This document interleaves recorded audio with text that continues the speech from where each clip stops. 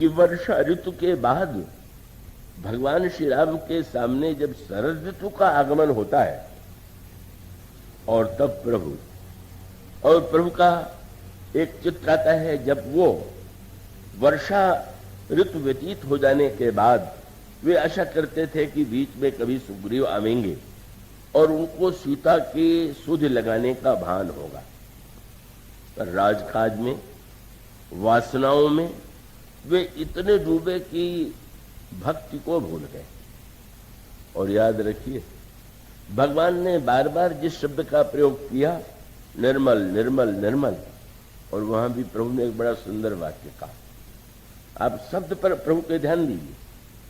उन्होंने कहा, लक्ष्मण, जिन नदियों में और जिन सरोवरों में का जो जल था वो गंदा हो गया था, लेकिन देखो ना, शरद ऋतु आने पर वो जितनी मिट्टी थी वो नीचे बैठ गई।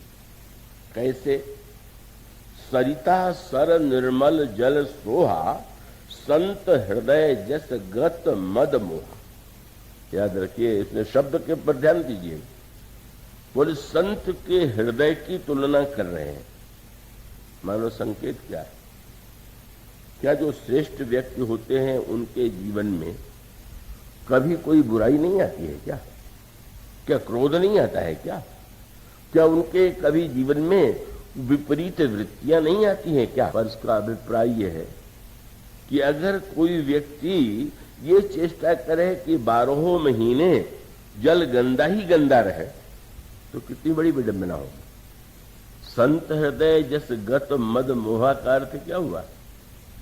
कि संत को अगर आवेश भी आवेगा तो वो तो एक हो गया, जैसे एक वर्षा आ गई, मलिनता आ गई, लेकिन धीरे धीरे शांत शांत, धीरे धीरे। और रामायण में इसका आपको दृष्टांत मिलेगा। रावण मोह है तो क्या नारद जी के जीवन में मोह नहीं आ जाता? रावण में मद है तो क्या नारद जी के जीवन में मद नहीं आ जाता?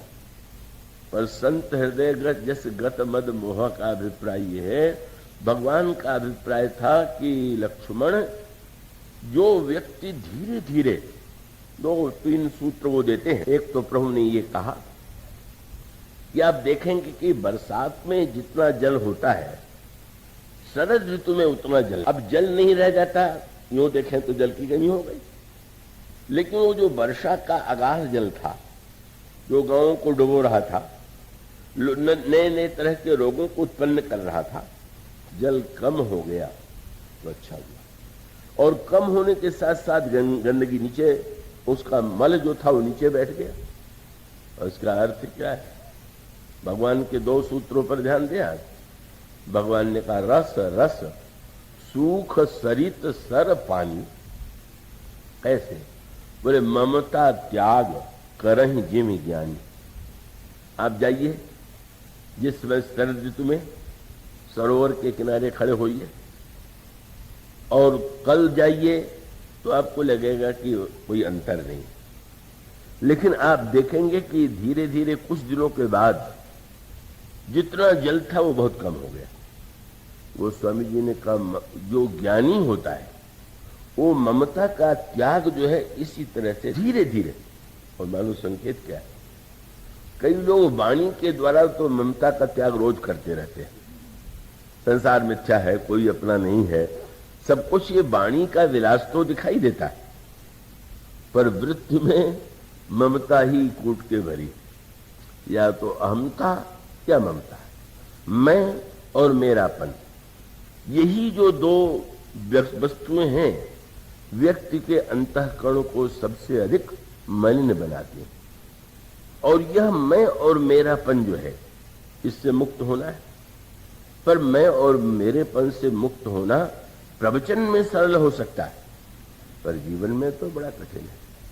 पर इसको कैसे इसका धीरे धीरे हमारे जीवन में अभिमान और ममता, मैं और मेरापन कैसे क्रमशः कम होता जाए। भगवान कहते हैं, ज्ञानी पुरुष जो है वो रस रस सूख सरित सर पानी, ममता त्याग। अनेक लोग होते हैं कि जो वैसी बात ही नहीं करते, सब कुछ छोड़ करके भी लगता है कि त्यागी हो गए, सन्यासी हो गए।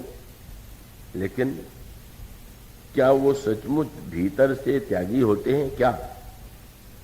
ये नहीं कि त्यागी कोई नहीं होता, पर मानो सूत्र ये है कि क्या वस्तु का त्याग जो है वही त्याग है क्या? वस्तु का त्याग करने पर यही तो लगता है कि इस व्यक्ति ने ममता को छोड़ दिया। लेकिन ममता को छोड़ने के बाद जिसको बार बार याद आती रहती है कि मैंने ये छोड़ दिया, मैंने वो छोड़ दिया, मैंने ऐसा छोड़ दिया, क्या है? ममता दिखाई दे रही है, कम हो गई और मैं बढ़ गया। और उसके साथ साथ तो भीतर की ममता होती है, कब वो ममता तो का वस्तुतः जिसे त्याग कहते हैं, वो त्याग वस्तु का नहीं है, त्याग तो है मैं और मेरेपन का।